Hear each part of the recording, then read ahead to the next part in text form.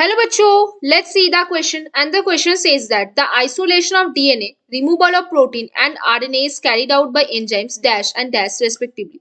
Option A lysozyme ribonuclease, option C protease cellulase, option C protease ribonuclease, option D ribonuclease chitinase.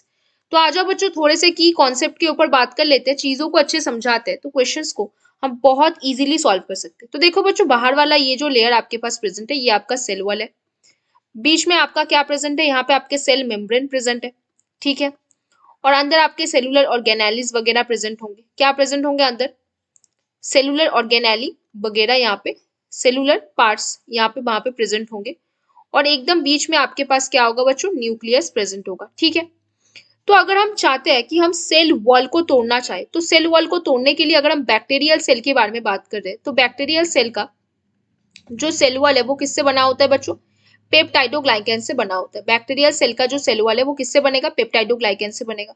हमारे plant cell का जो cell wall है वो किससे बनेगा बच्चों, सेलुलोज, सेलुलोज से बना होगा। और हमारे पास क्या है बच्चों, जो फंगल सेल है उसका अगर कोई सेल वॉल की बारे में बात करें तो वो किससे बनेगा बच्चों, काइटिन से बना होगा। किससे बना होगा, काइटिन से बना होगा। अगर एनिमल सेल का बात करें तो एनिमल सेल के पास कोई सेल वॉल नहीं होता, क्या बोलोगे, no cell wall. Animal cell के पास क्या नहीं होता, कोई भी सेल वॉल प्रेजेंट नहीं होता।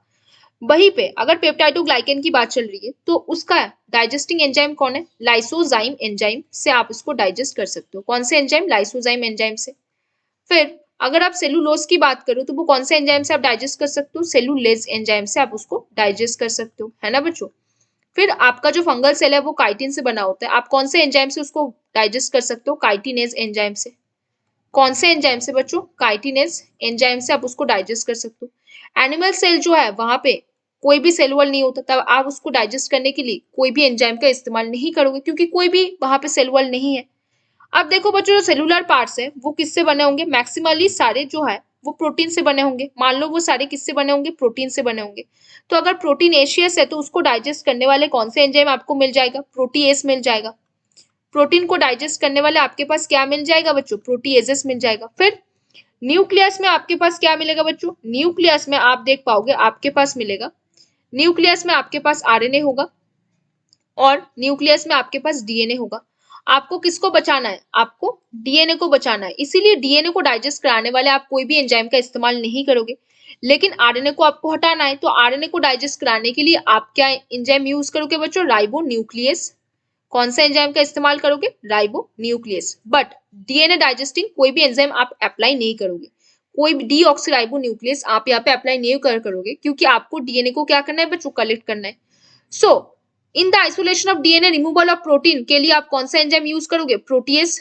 और आरएनए के लिए आप कौन सा एंजाइम यूज करोगे, राइबो न्यूक्लियस। कौन सा एंजाइम का इस्तेमाल करोगे बच्चों, राइबो न्यूक्लियस का। तो पहला ऑप्शन है lysozyme ribonuclease, no. Protease cellulase, no. Protease ribonuclease, हाँ। Ribonuclease chitinase, no. तो यहाँ पे कौन सा सही आंसर बना बच्चों, ऑप्शन सी। कौन सा यहाँ पे सही आंसर बन गया बताओ जरा, option C, proteins and ribonucleus. तो बच्चों hope you understand the question very well, best of luck बच्चों।